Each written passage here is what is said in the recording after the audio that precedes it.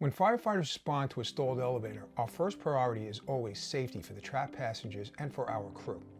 Following elevator rescue safety standards means more than just getting the doors open. It requires stabilizing the situation, controlling risks, and using the right equipment.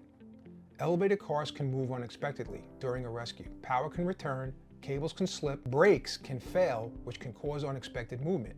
That's why elevator rescue safety procedures and elevator rescue safety protocols emphasize securing the car before we make entry. The drag and dump kit is one option that supports the requirements beyond securing power to the stalled elevator.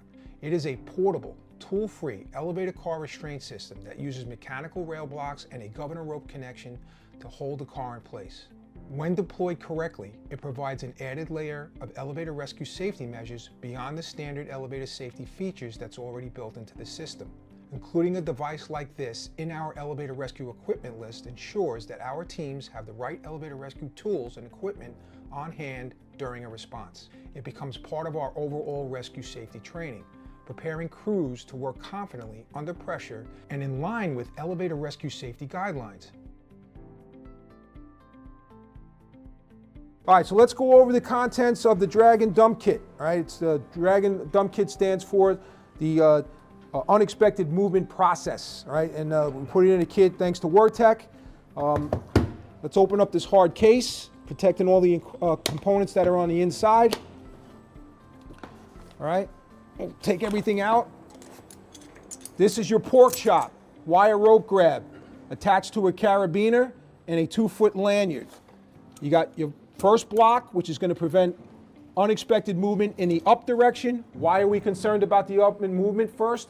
It's because the counterweight is generally heavier than the elevator. It's 1.5 times the weight of the car. So if a car is going to move unexpectedly, it's going to go up before it goes down. All right.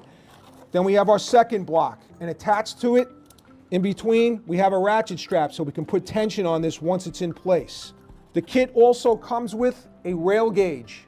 This rail gauge measures the rail so that we don't have to guess what size we're going to use on that universal block. Again, we can set this up right now. It's preset for a 5/8. I'm going to show you how to remove these plates so that we can adjust the size of the rail. Again, it goes from 5/8, which is the most common size rail found on passenger cars, all the way up to super jumbo rails that go up to 1.25 inches, which you're going to find on a massive freight car someplace. All right, so again, me as an elevator mechanic, I can look at a rail and I can figure out what size rail that's going to be right out of the gate. For you guys, you're going to struggle on that. So we took the guesswork out. So you got 4 different size rails, because those are the size of rails. They go from 5/8 to 3/4 to 1.125 to 1.25 inches. All right, so that's your rail gauge. All right, we're going to show this on the rail a little bit later on how we're going to measure it. All right, this is going to get stowed. Once it's done there, we're going to keep it in the kit itself. All right, so again, that's our components, all right? There's not much to this, right?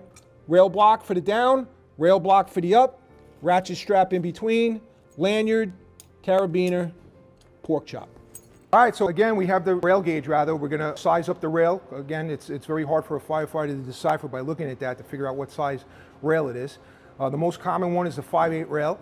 It goes to 3/4, then 1.125, and then 1.25 inches. These are for oversized, freight cars. So the 5/8 should be on this one. I'm already looking at that and I know it's there. We're going to slide that gauge in and there should be no space. There should be no movement. If we went to 3/4, you'll see the difference in the size. You'll see the space. We don't want that space. So this tells me it's 5/8. All right, so once we determine the size of the rail, now we're going to show you how to adjust for that size. The plates that are on the inside all are removable. They're held together by a lanyard so you don't drop these down the elevator shaft. Right now, this block is set for a standard passenger rail, which is 5/8. You want to go to a 3/4, which is a jumbo rail. You just take the skinny block out. We're going to put it on the back side, and we're just going to tighten up the screws. Now it's at a 3/4 size. You want to go to 1.125 inches, which is going to be on a large freight car. Just take out this block, put this one back in, and vice versa. You want to go to 1.25 inches, you take both of these out, put them on the back side, then lock these off. Completely adjustable. It's good to come out hands-free. That's why we need a good edge guy. All right. Nice. There we go. Okay, so we're going to take care of the upward movement first. like the way you got it nice and dressed up. So you're about 4 finger widths apart from the top of that roller guide to where that block is going to end up being positioned. And all you have to do is push straight in. You'll feel it snap in. Nice. Good. Right, do the same thing for that. Take all the slack out. Push straight in. Nice. Now take a couple of cranks on the handle just to put a little tension on both blocks. And the heart, the more tension, the more it bites into the rails. Right, you're good. There you go. Now the last part is to collapse that pork chop. So turn it around so you can see it. Push it together. Get that open jaw. Put the cable right in the middle in that groove. So put it right on it. Yep. Put it right in the groove. Or we go the other way. That doesn't matter. I got you. So you can see it. Now bring that latch over the front of that cable. Okay? Yeah. Yep. And then snap it in and then let it go. Gravity takes over and you are done. Right now, to get this off easily, don't pull up on the cable because there's a chance that you could set the safety. We don't want to do that. Get your hand underneath and just push up. Nice. Now take it off. And we're just going to repeat the same steps as we come out. Let everything hang. Just let everything hang. You don't even have to hold it. Pull.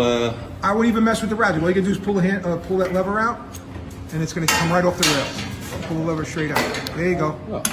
And then you're going to do the same thing for the bottom one. Just pull that lever straight out, and the whole thing comes up. There's also another consideration, and that's liability. Departments are responsible for the safety of their members and the public. Using proper restraints reduces the chance of unintended car movement that goes beyond lockout tagout and supports elevator rescue liability prevention. That ties directly into a broader elevator rescue liability management practice and offers additional elevator rescue liability protection for both firefighters and the department. So in summary, the Dragon Dump Kit is not a replacement for training or protocols. It is a supplement. By combining proper elevator rescue safety equipment, established elevator rescue safety requirements, and consistent training, we increase safety and reduce the risk at every stalled occupied elevator. This is about preparedness, professionalism, and keeping everyone safe. So work smart, work safe, train often, and train safe.